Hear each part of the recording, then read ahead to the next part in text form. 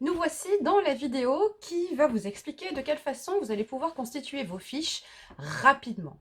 Alors, il est vrai que quand on change de méthode d'organisation, bien entendu, il va falloir tout refaire. Vous allez voir, on a des solutions pour que ça aille vraiment très vite. Alors bien entendu, cette partie-là n'est pas forcément la partie la plus amusante, on est d'accord.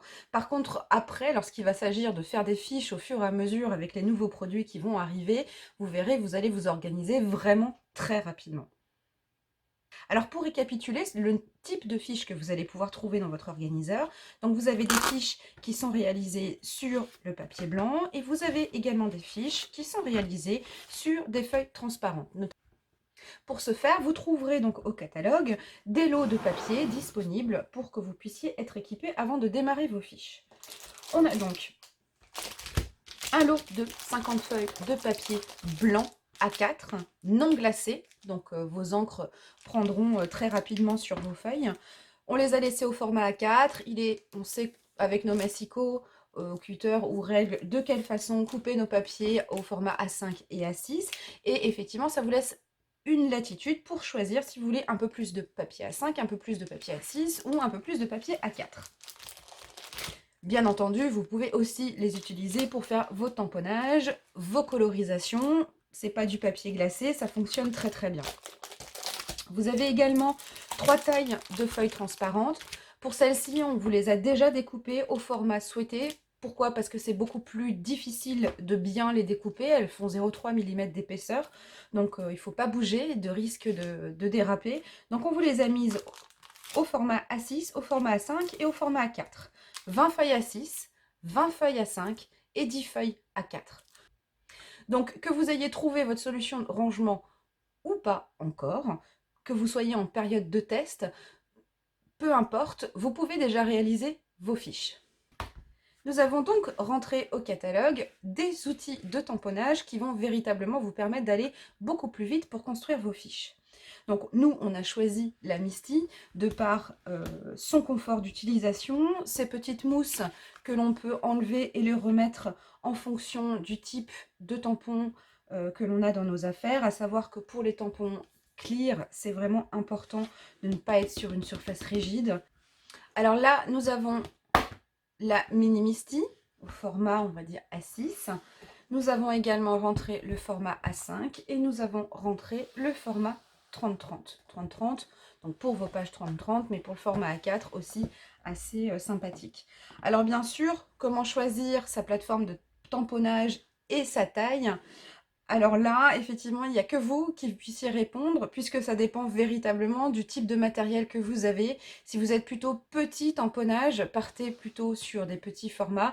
Si vous avez vraiment un peu de tout, si vous avez l'habitude aussi de faire des tamponnages avec des tampons à moitié sur vos feuilles, il est vrai qu'une grande surface de tamponnage est véritablement plus confortable. L'avantage des petits formats, bien sûr, c'est qu'ils se mettent facilement dans vos affaires et vous verrez dans la prochaine vidéo de quelle façon utiliser également votre Misty avec nos organiseurs Moka. On va donc prendre nos solutions de rangement l'une après l'autre et on va commencer à créer nos fiches. Donc là, on va commencer avec les tampons montés sur mousse, les tampons Kling. Donc on choisit le format de sa fiche en fonction. Nous, on n'a pas forcément l'utilité de l'aimant pour l'instant.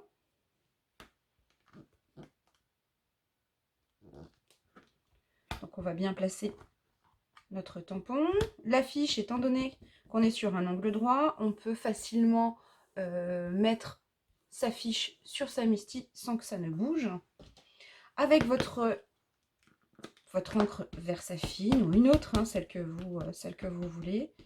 Donc là, étant donné que mon même rangement n'est pas encore fait, donc pour l'instant, cette fiche-là, n'aura pas d'identification. Par contre, je peux noter certaines informations sur cette fiche. Donc soit j'ai gardé l'emballage, donc je peux repérer la référence du tampon, mais je peux noter surtout la marque.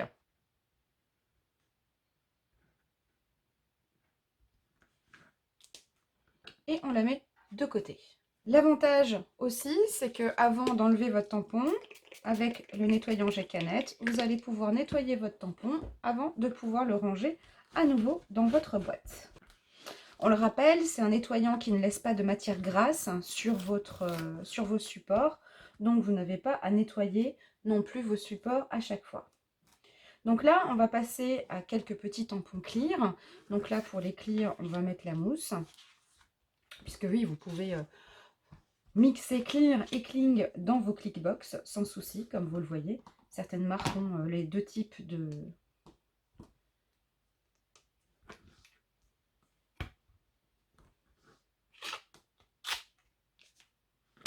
Et là, je vais faire pareil.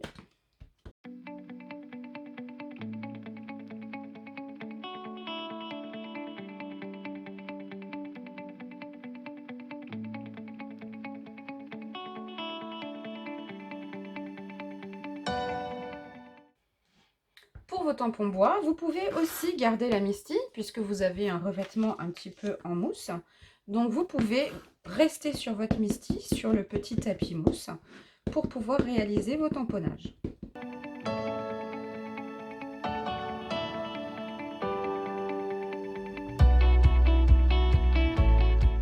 On va donc passer maintenant au format A5 pour vous montrer ce que ça donne avec différents tampons. Donc là par contre, on va vous montrer de quelle façon faire vos tamponnages sur papier blanc et sur transparent rapidement.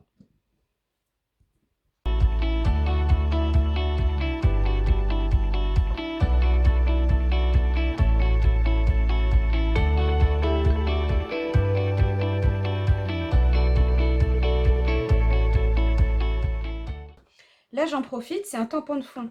Donc, je vais en même temps préparer mon gabarit. Comme ça, je vais pouvoir tester mon tampon si je veux l'utiliser. Je peux vraiment voir déjà ce que ça donne sur mes projets. Je n'ai pas à le retamponner pour pouvoir me décider. Là, je l'ai nettoyé puisque j'avais de la Versafine sur mon tampon. Donc là, je vais utiliser l'Archival Ink.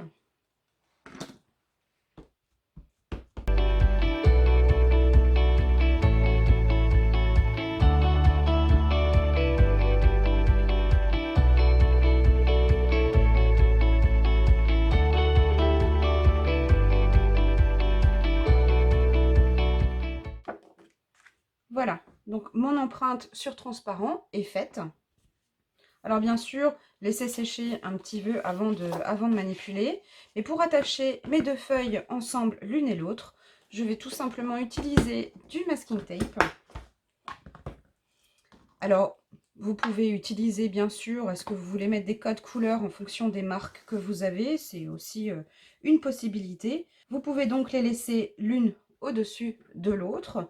Vous pouvez aussi choisir de les mettre l'une contre l'autre, comme ça lorsque vous ouvrez, vous avez les deux sous les yeux. À vous de choisir de quelle manière vous voulez faire.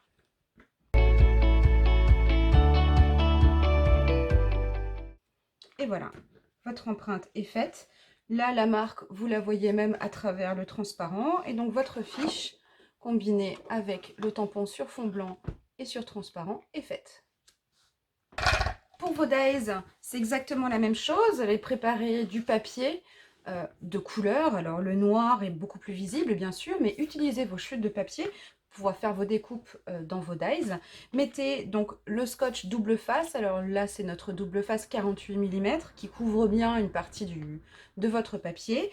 Et vous allez ensuite pouvoir découper vos bandes. Alors là, nous utilisons la Sidekick. Bien sûr, si vous avez une Big Shot A5, prenez la A5, ça va beaucoup plus vite.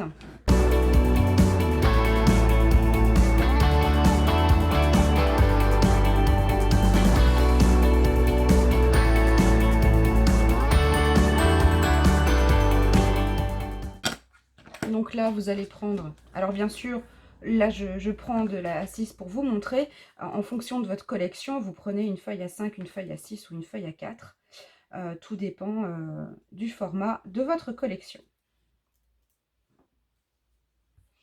Donc là, vous pouvez tout simplement la placer si la découpe ne vient pas tout de suite. Alors bien sûr, vous avez votre pic, mais là, normalement, la découpe devrait se coller, voilà, toute seule sur votre feuille transparente. Donc voici comment constituer aussi vos fiches sur vos feuilles transparentes. Pour vos pochoirs, vous avez également deux solutions. Soit prendre vos pochoirs sur du papier blanc ou alors le faire sur du papier transparent. Souvenez-vous, pour pouvoir tester toujours et encore votre pochoir sur votre projet, pour vraiment voir ce que ça donne. Donc là, vous allez pouvoir utiliser, alors, on aurait tendance à garder l'archival, effectivement, pour le côté transparent. C'est une encre qui fonctionne très bien aussi sur du papier blanc. Donc, autant éviter d'avoir à changer nos mousses à chaque fois. Donc là, vous allez prendre votre pochoir. Là, le but n'est pas forcément de faire une jolie empreinte. Là, véritablement, c'est de pouvoir constituer la fiche de notre pochoir pour pouvoir le retrouver.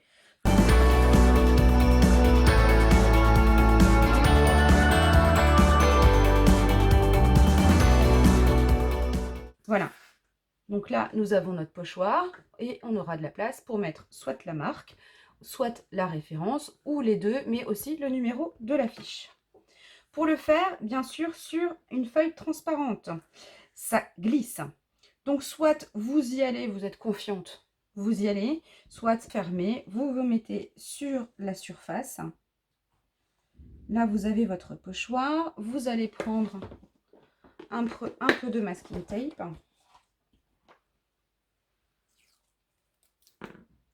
Et accrocher les deux, voilà, sur le côté, et ici, de ce côté. Et c'est parti.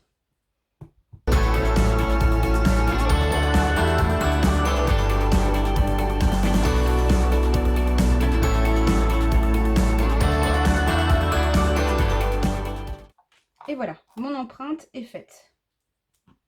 Alors, à vous de voir, bien sûr, si vous voulez mettre encore plus de noir. Mais là, au moins, mon pochoir est fait. Alors, on va le laisser sécher un petit peu. Et là, bien entendu, on va raccrocher les deux fiches de la même manière qu'on a pu le faire pour notre tampon de fond. On va les avoir les deux ensemble pour pouvoir les retrouver correctement dans notre organiseur A4 ou A5.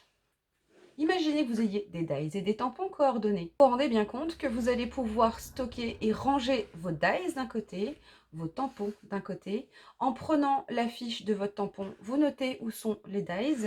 Et lorsque vous prenez votre fiche des dies, vous notez où se trouvent vos tampons. Vous allez donc réaliser vos fiches au fur et à mesure. Alors ne vous dites pas que vous allez pouvoir le faire en une seule fois. Faites au fur et à mesure, peut-être une catégorie l'une après l'autre, ou des rangements, un type de rangement l'un après l'autre. Vous allez donc commencer ce dur labeur, mais souvenez-vous, vous n'allez le faire qu'une fois, puisque les seules fiches que vous allez avoir à refaire, ce sont tout simplement les nouveaux produits qui vont intégrer votre organisation. Vous allez pouvoir ensuite faire vos tris, vos classements réguliers, sans avoir à refaire, défaire, refaire et défaire. On se retrouve donc dans la prochaine vidéo pour savoir comment faire le rapprochement entre vos fiches et votre mémo rangement.